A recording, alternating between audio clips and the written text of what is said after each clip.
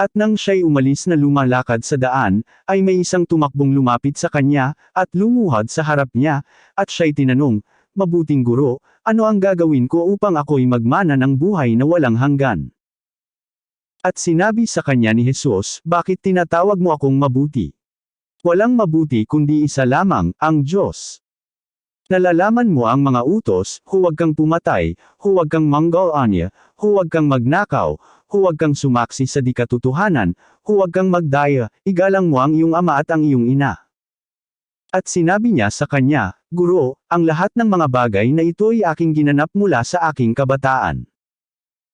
At pagtitig sa kanya ni Jesus, ay giniliw siya, at sinabi sa kanya, "Isang bagay ang kulang sa iyo, yumaon ka, ipagbili mo ang lahat mong tinatangkilik, at ibigay mo sa dukha, at magkakaroon ka ng kayamanan sa langit, at pumarito ka, sumunod ka sa akin."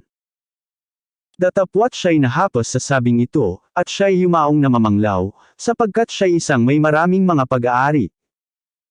At lumanggap si Jesus sa palibot-libot, at sinabi sa kanyang mga alagad, "Kay hirap na magsipasok sa kaharian ng Diyos ang mga may kayamanan." At nangagtaka ang mga alagad sa kanyang mga salita.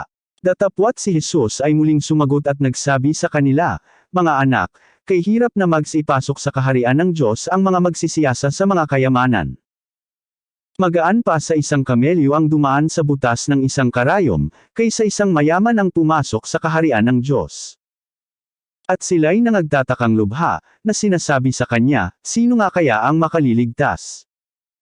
Pagtingin ni Jesus sa kanila'y nagsabi, "Hindi maaari ito sa mga tao, datapwat hindi gayon sa Diyos, sapagkat ang lahat ng mga bagay ay may pangyayari sa Diyos." Si Pedro ay nagpasimulang magsabi sa kanya, "Narito, iniwan namin ang lahat, at nagsisunod sa iyo."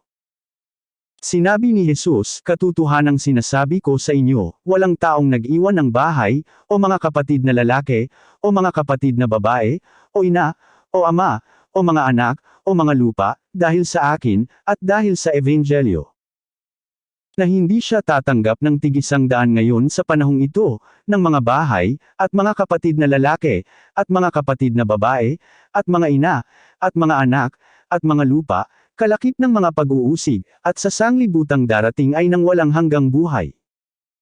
Datapwat maraming nangauuna ay manggahuhuli, at nanggahuhuli na mga uuna."